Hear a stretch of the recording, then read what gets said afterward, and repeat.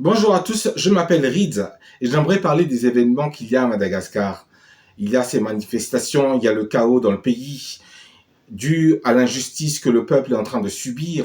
On n'a pas d'eau, on n'a pas d'électricité et la vie devient de plus en plus difficile. En tant que chrétiens, que sommes-nous supposés faire face à cette situation? Devons-nous descendre dans la rue et faire la grève? Ou qu'est-ce que nous devons faire? Donc c'est de ça que nous allons parler maintenant.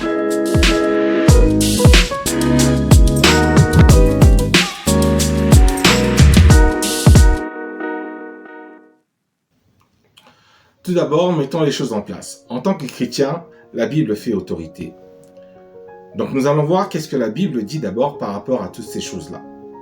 Bien sûr, nous n'allons pas voir dans la Bible des passages qui vont clairement nous dire c'est ok de faire la grève ou non, il ne faut pas faire la grève. Mais par contre, elle va nous aider à voir qu'est-ce que nous devons faire dans ce genre de situation. Tout d'abord, je vais dire un passage qui est dans Romains chapitre 13, verset 1. Que toute personne soit soumise aux autorités supérieures, car il n'y a point d'autorité qui ne vienne de Dieu. Et les autorités qui existent ont été instituées par Dieu. Toutes autorités ont été instituées par Dieu. Tout président, tout roi, tout premier ministre, toute autorité, elles sont là parce que Dieu les a placées là. Et ça, beaucoup de personnes auront du mal avec ce passage-là. Pourtant, c'est ce que la Bible dit. C'est pour ça que j'ai bien précisé que la Bible fait autorité. Et la Bible nous dit que, oui, Andry Rajoelina, notre président, c'est Dieu qui l'a mis là. Peu importe ce que vous ressentez, peu importe le mal qu'il a fait, c'est Dieu qui l'a placé là. Alors la question se pose, mais pourquoi est-ce que Dieu permettrait de mettre une telle personne au pouvoir? Prenons l'exemple d'Israël. À un moment donné, Israël était sur le point d'être envahi par Babylone. Qu'est-ce que la Bible nous dit? Allons voir le passage dans Jérémie chapitre 25, verset 9. J'enverrai chercher toutes les tribus du septentrion, dit l'Éternel, et j'enverrai auprès de Nebuchadnezzar, roi de Babylone, mon serviteur. Je les ferai venir contre ce pays et contre ses habitants et contre toutes ces nations alentour. Je les dévouerai par interdit. Je les rendrai un objet de désolation, de moquerie et de malédiction. Et elles seront des ruines éternelles. Là, c'est clair. La parole de Dieu dit que Dieu va envahir Babylone pour détruire Israël. Elle dit même que Nebuchadnezzar est le serviteur de Dieu. Qui est Nebuchadnezzar? Il était cruel. C'était une personne mauvaise qui a commis des crimes. C'était un idolâtre. Et pourtant, la Bible dit qu'il est serviteur de Dieu. Il est un instrument aux mains de Dieu pour punir Israël. Il y a un autre exemple, et c'est l'exemple avec Jésus. Dans Jean, chapitre 19, versets 10 à 11, Pilate lui dit, « Ne me parles-tu pas? Ne sais-tu pas que j'ai le pouvoir de te crucifier et le pouvoir de te relâcher ?» Jésus répondit, « Tu n'aurais aucun pouvoir sur moi si cela ne t'avait été donné d'en haut. » Pilate, celui qui a le pouvoir de crucifier Jésus, de le mettre à mort, la seule personne qui est juste. Pilate avait ce pouvoir. Et pourtant, qu'est-ce que Jésus lui répond? Jésus lui dit qu'il n'aurait aucun pouvoir si cela ne lui avait pas été donné d'en haut. Donc c'est clair que peu importe à quel point une personne est mauvaise, si elle est placée sous cette position d'autorité, c'est parce que Dieu lui a donné cette autorité. Qu'est-ce que cela nous montre? Cela nous montre que Dieu est souverain et qu'il a un plan. Bien que nous ne sommes pas capables de comprendre l'étendue de son plan, il a un plan, même par rapport à nous. S'il a mis le président là, c'est que Dieu a un plan. Peu importe à quel point le président nous traite, Dieu a le contrôle. Donc c'est une chose que l'on doit bien comprendre, car c'est très important pour nous les chrétiens. Maintenant que nous savons ce que la Bible nous dit par rapport à ceux qui nous gouvernent, qu'est-ce qu'elle nous dit nous concernant? Qu'est-ce que nous devons faire? Nous allons voir dans Matthieu chapitre 22, verset 21. Rendez donc à César ce qui est à César et à Dieu ce qui est à Dieu. Qu'est-ce que Jésus est en train de dire? Là, les pharisiens essaient de le piéger à dire quelque chose. Ils lui ont posé la question, qu'est-ce qu'il faut faire? Est-ce qu'il faut payer des taxes ou pas? Et s'il disait qu'il fallait payer les taxes, il serait accusé de traître par rapport à la patrie. Et s'il disait qu'il ne faut pas payer les taxes, il est considéré comme un criminel aux yeux de Rome. Il reconnaît l'autorité qui est là, l'autorité romaine. Il la reconnaît. Mais il veut que l'on reconnaisse aussi l'autorité divine. D'accord? Donc ça nous ramène à ce qu'on a lu tout à l'heure dans Romains chapitre 13, que nous devons nous soumettre aux autorités. Et rappelons le contexte de Jésus. Dans quel contexte les Israéliens vivaient? C'était les Romains qui étaient en train de dominer. Ils étaient là comme ils occupaient Israël. Israël a perdu sa souveraineté. Ils étaient obligés de subir les maltraitances des Romains. Et ils détestaient les Romains parce qu'ils devaient payer des taxes qui étaient lourdes. C'est à peu près comme notre situation, mais je dirais que leur situation à l'époque était pire. Imaginez que nous, Malgaches, un autre pays vient et nous occupe, et nous sommes sous l'occupation de ce pays, ça serait encore pire. Donc ça, c'était le contexte dans lequel ils vivaient. Et pourtant, Jésus n'a pas dit « Allez, allons nous rebeller, il faut renverser ce gouvernement, il faut renverser l'autorité romaine. » D'ailleurs, c'est ce que les disciples voulaient. C'est ce que ceux qui suivaient Jésus voulaient. Ils attendaient ce Messie. Ils pensaient que le Messie qui allait venir allait les délivrer de l'occupation romaine. Mais est-ce que c'est ce que Jésus a fait? Non, ce n'est pas ce qu'il a fait. Mais il a dit, rendez à César ce qui est à César. Il a reconnu cette autorité. Allons voir maintenant un autre passage. Dans 1 Timothée chapitre 2, versets 1 à 2.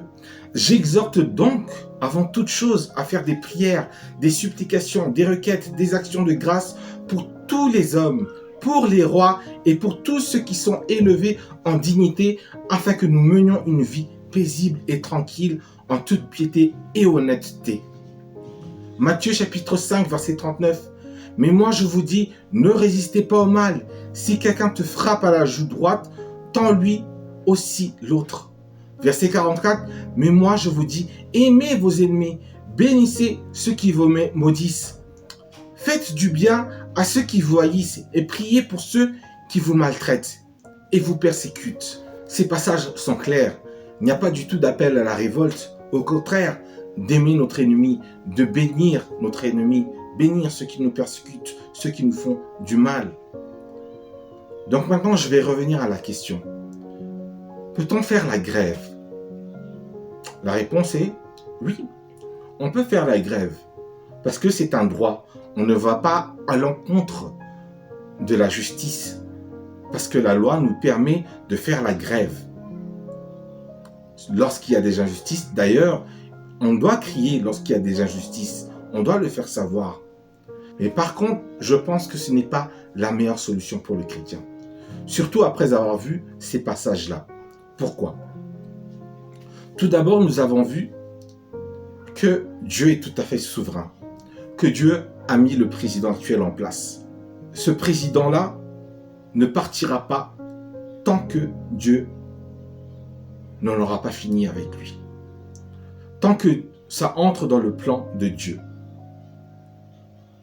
il restera là. Donc peu importe, on peut manifester, peut faire des manifestations des jours et des jours, mais si Dieu décide qu'il reste là, il restera là. Selon ce que je vois dans l'Écriture, la meilleure option qui nous reste, c'est de prier pour nos dirigeants. De prier et aussi de prier, de demander à Dieu la miséricorde, d'avoir pitié de nous face à cette situation, que l'on demande de le supplier qu'il y ait un changement. Parce qu'au final, c'est lui qui décidera. C'est lui qui décidera si oui ou non le gouvernement doit changer. Nous devons le supplier, nous devons nous repentir. Nous devons aimer ceux qui nous persécutent, prier pour eux, les bénir. Et ça, c'est très difficile, même pour nous les chrétiens. Je me rappelle, bien avant qu'il y ait cette grève, j'avais discuté avec mon pasteur de la situation actuelle et je lui disais à quel point c'était difficile parce que, au fond de moi, je voulais qu'il y ait une grève. Je voulais que le peuple se soulève et que le peuple aille contre le président. Je voulais qu'on change de président. Je voulais absolument parce que la souffrance était tellement grande. C'est pas possible. C'est fatigant d'avoir toujours ces coupures de courant, d'avoir ces coupures d'eau. C'est fatigant, c'est énervant. Ça fait des années, il n'y a pas de changement. Et pourtant, la Bible me dit qu'il faut que je prie pour ce président. C'est très facile, la Bible dit que c'est très facile d'aimer ceux qui nous aiment. Mais là, nous, chrétiens, nous avons l'opportunité d'appliquer ce que la parole de Dieu nous dit, d'aimer notre prochain, d'aimer notre ennemi, d'aimer ceux qui nous persécutent. Là, c'est l'occasion pour nous de faire ça, de prier pour le gouvernement, prier pour ceux qui nous font du mal. Là, c'est l'occasion maintenant. Peut-être vous allez vous dire, mais cette personne-là est trop mauvaise. Elle nous fait du mal. Mais arrêtons-nous un instant un peu. Regardons-nous dans le miroir. Regardons-nous dans le miroir. Sommes-nous de bonnes personnes? Sommes-nous meilleurs que le président? Mais vous allez me dire, mais moi je n'ai jamais tué personne. Je ne prive pas les gens d'eau ou d'électricité. Je ne ferai jamais une telle chose. Oui, je peux te croire, peut-être oui. Mais je vais te poser une question. Quand tu fais le bien, d'où émane cette source? Quand tu fais le bien, d'où est-ce que ça vient? Est-ce que ça vient de toi? Est-ce que c'est toi qui produis le bien? Est-ce que le bien vient de toi-même? Est-ce que toi, tu es capable de produire de bonnes choses? Car la Bible nous dit que non. Nous sommes mauvais. Lisez Romains chapitre 3 pour voir à quel point nous sommes mauvais. Il n'y a que Dieu seul qui est bon. Et c'est de lui qu'émanent toutes bonnes choses. Si nous sommes capables de faire le bien, c'est par la grâce de Dieu. Si nous sommes capables d'aimer, c'est par la grâce de Dieu. Si nous avons la compassion, c'est par la grâce de Dieu uniquement. Nous ne sommes pas capables de faire le bien si ce n'est Christ qui en nous, qui agit en nous et nous permet de faire le bien. Même chez ceux qui ne sont pas chrétiens, sont capables de faire le bien, mais c'est encore la grâce de Dieu. Avez-vous entendu parler de crimes passionnels? La plupart du temps, ce sont des personnes qui n'ont pas de casier judiciaire, des personnes qui sont exemplaires dans la société des fois. Et tout d'un coup, ils tuent leur mari à coups de couteau ou leur épouse à coups de couteau de façon violente. Mais pourtant, cette personne-là avant a été exemplaire. Pourquoi? On va dire, ah, c'est l'influence des médias. Non, c'est parce que ce mal est en nous, est dans notre chair. Nous sommes capables de faire d'horribles choses. Mais c'est la grâce de Dieu. C'est l'œuvre du Saint-Esprit qui fait que nous ne nous laissons pas aller dans nos désirs. Le chrétien, lui, il n'est plus esclave de ses désirs. N'est-ce pas?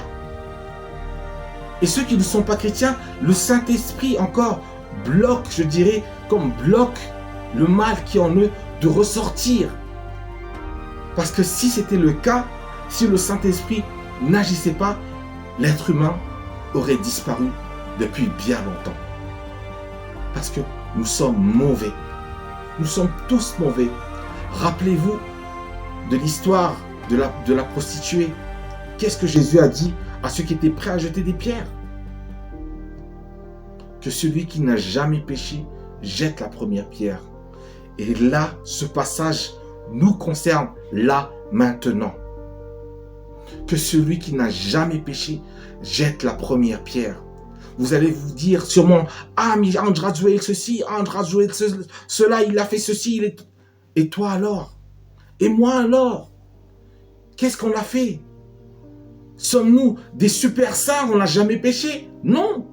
Nous commettons des péchés. Tous les jours, nous avons besoin de nous repentir. rien que dans nos pensées, nous péchons. Nous avons des pensées horribles. Mais par la grâce de Dieu, le Saint-Esprit nous retient. Si nous sommes capables de faire le bien, ce n'est pas de notre propre moyen. C'est l'œuvre du Saint-Esprit. C'est pour ça que la parole de Dieu nous demande de prier pour nos ennemis. Oui, c'est dur. Oui, la vie est difficile. Mais rappelez-vous que nous ne sommes pas des citoyens de la terre. Mais notre cité à nous est dans les cieux, d'où nous attendons aussi comme sauveur le Seigneur Jésus-Christ. Nous sommes citoyens du ciel. C'est dans Philippiens chapitre 3, verset 20. Et encore, pour nous encourager, il y a ce passage dans Romains chapitre 8, verset 18. J'estime que les souffrances du temps présent ne sauraient être comparées à la gloire à venir qui sera révélée pour nous. Nous sommes ici qu'un petit temps. Et après vient l'éternité. Nous les chrétiens, nous le savons. Donc à plus forte raison, nous devons passer du temps à prier. Prier pour la nation, prier pour ceux qui vont faire les manifestations. Priez pour que rien ne dégénère, que tout se passe bien. Priez que le gouvernement change, que Dieu ait pitié de nous et que les choses s'améliorent pour notre pays, pour chacun d'entre nous, qu'il n'y ait plus cet état de extrême pauvreté. Prions le Seigneur ensemble. C'est ce que nous devons faire. Je pense que c'est ça la meilleure solution. Encore, je le répète, vous ne commettez pas de péché si vous allez dans la rue. Mais la meilleure solution, c'est la prière. Parce qu'encore, peu importe le nombre de fois que vous allez manifester, c'est Dieu qui a toujours le dernier mot. Et oui, peut-être, et j'espère que Dieu va utiliser cette situation pour que tout change maintenant. Je l'espère et je le prie. Je prie que Dieu le fasse. Mais Dieu est souverain et que sa volonté soit faite.